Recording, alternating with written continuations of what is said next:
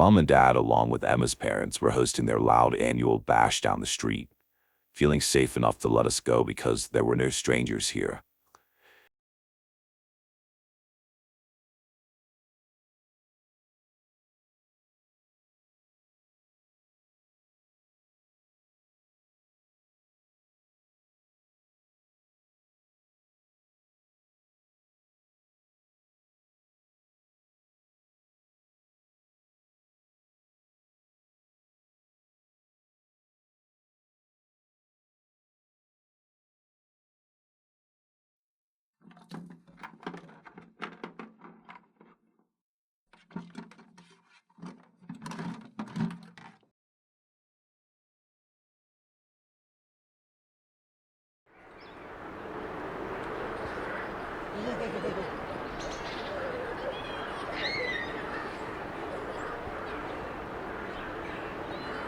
This was the perfect setting for the legend the middle schoolers told, the Walker. They claim that every Halloween a figure walks among the crowds, never wearing the same costume twice, always watching. It just blends in perfectly. I lagged behind, letting the noise wash over me. Streetlights buzzed, casting chaotic, distorted shapes across the cracked pavement. The festive noise felt like a thin, brittle shell. "Lucas, stop," Emma hissed, grabbing my sleeve and pulling me into the shadow of a giant inflatable pumpkin. Her voice was flat with panic. "I think someone's following us seriously this time." I immediately pulled my arm away. "Come on, Emma, it's the Walker, right? The middle school story. Look around." My throat had gone completely dry and rough with irritation. "It's Halloween. Everyone is walking the same direction. It's not a walking scarecrow." I pointed at the small child who had been trailing us, probably just trying to get to the next porch. "See? Just Timmy." Emma released a frustrated breath, annoyed at her dramatic moment had failed again. "Fine, but it felt different." I smiled, feeling like the sensible one. "Let's just focus on the candy, okay?" But as we started walking, the relief I felt quickly evaporated. Despite proving Emma wrong, a quiet, growing dread began to replace my irritation. It wasn't the cold noise. It wasn't the noise of the crowds. It was a cold, insistent pressure I couldn't explain. And as my eyes drifted over the crowd of the costume neighbors, I suddenly sensed it. A presence that wasn't Timmy and wasn't part of Emma's games. It was patient, deliberate, and profoundly wrong. The sense of dread I felt wasn't inherited from Emma's theatrics. It was my own quiet certainty that settled deep in my bones. I tried to dismiss it as the power of suggestion, the Walker legend, mixed with my anxiety. But the feeling persisted, like a low-frequency hum vibrating just beneath the neighborhood's noise. I started searching the crowd, scanning the shifting river of costumes. I wasn't looking for a monster. I was looking for what the middle schoolers claimed, a figure that was too seamless. There was a pirate, a hooded monk, a clown. I realized the common thread wasn't a costume. It was a posture, a patient, unhurried ease that allowed them to drift through the chaos without once having to hurry or look around. They don't wear the same costume twice. They just blend in. "Lucas, seriously, what is it?" Emma whispered, noticing my rigid stare. Her voice held genuine concern now. She'd stopped trying to point out threats, and that the sudden silence from her made the air feel heavy. "I don't know who it is, but I think it's real," I muttered, my throat dry. My heart began to hammer at an erratic rhythm with every house we passed. The warm glow of the jack-o'-lanterns used to mean candy. Now they were just sources of distorted shadows everywhere the Walker could hide. Every porch light was a spotlight on my own paranoia. As a figure in a simple dark jacket turned the corner, I flinched, pulling Emma back behind a neighbor's parked SUV. It wasn't a scary costume, but the uneasy, casual way he tucked his hand into his pocket after waving felt vaguely familiar. I struggled to place the face or the gesture, but my mind was too clouded with panic. I couldn't risk being wrong again, but I felt a horrifying assurance that this nameless silhouette was the source of my fear.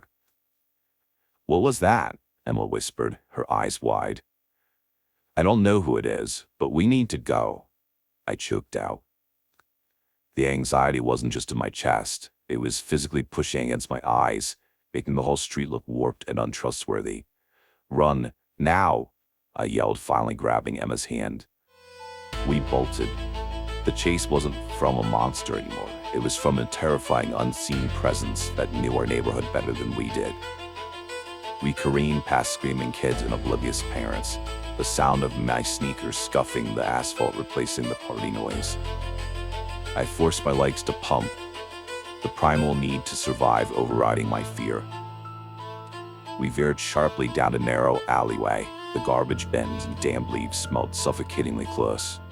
I didn't dare look back. I didn't have to. The silence behind us was worse than any sound of pursuit. It meant the presence wasn't running. It was being patient, certain of the outcome. We burst out onto Emma's cul-de-sac. The porch lights glowed, promising a lie of safety. We flew up the wooden steps, my hand fumbling desperately for the doorknob. Just before I threw the door open, I risked one look. Across the street, standing perfectly still next to a huge inflatable spider, was a man in a dark jacket. No distinctive features, no obvious costume, just the perfect, nameless silhouette of a parent waiting for their kids. But I knew better. The horror wasn't knowing who it was. The horror was knowing what it was. The Walker.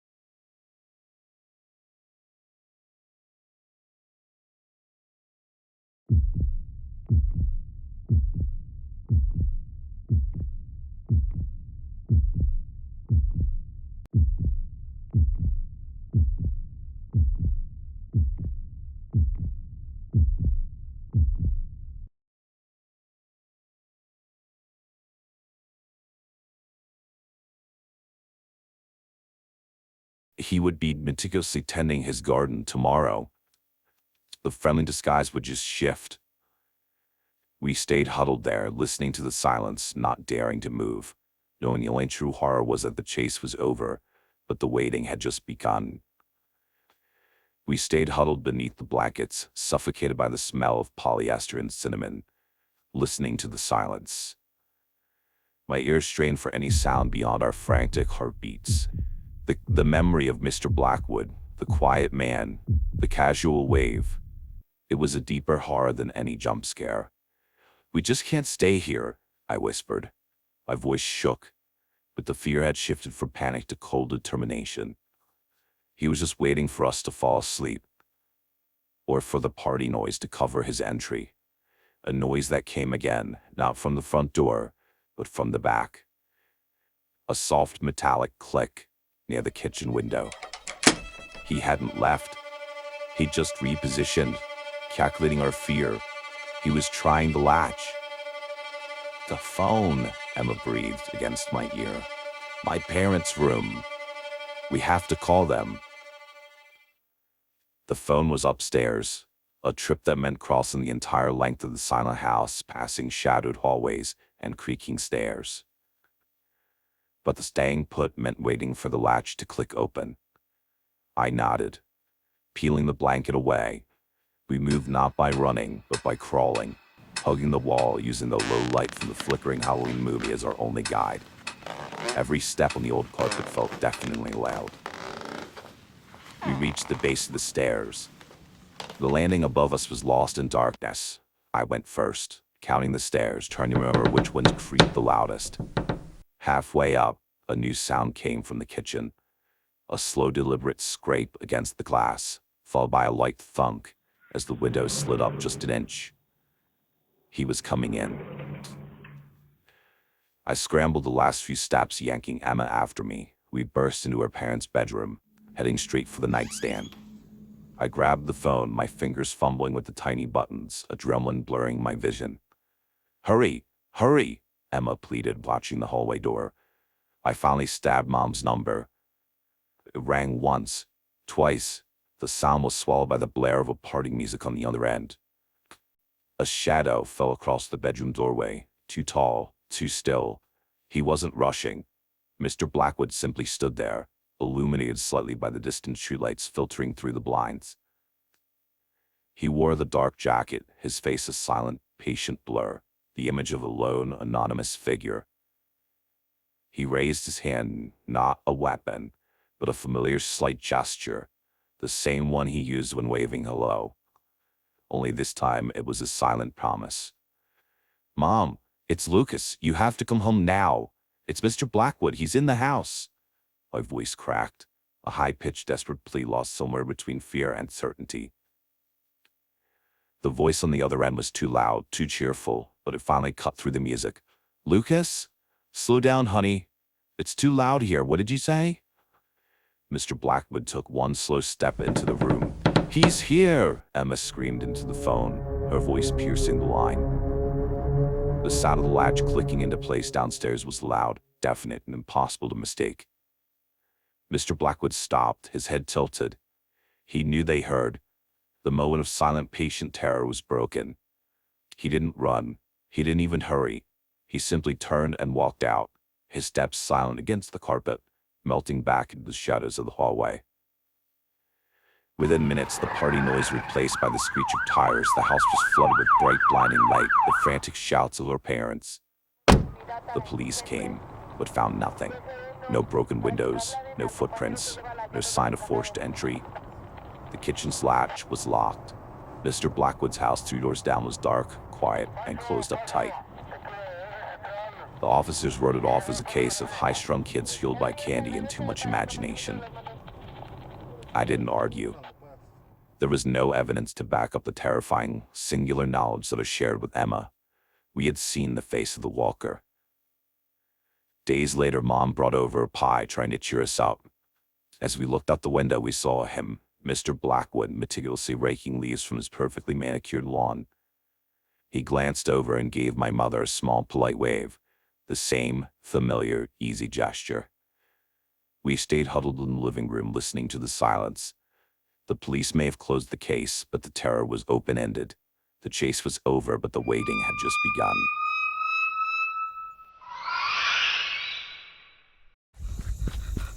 And don't forget to click like and subscribe to join the ritual, only on YouTube.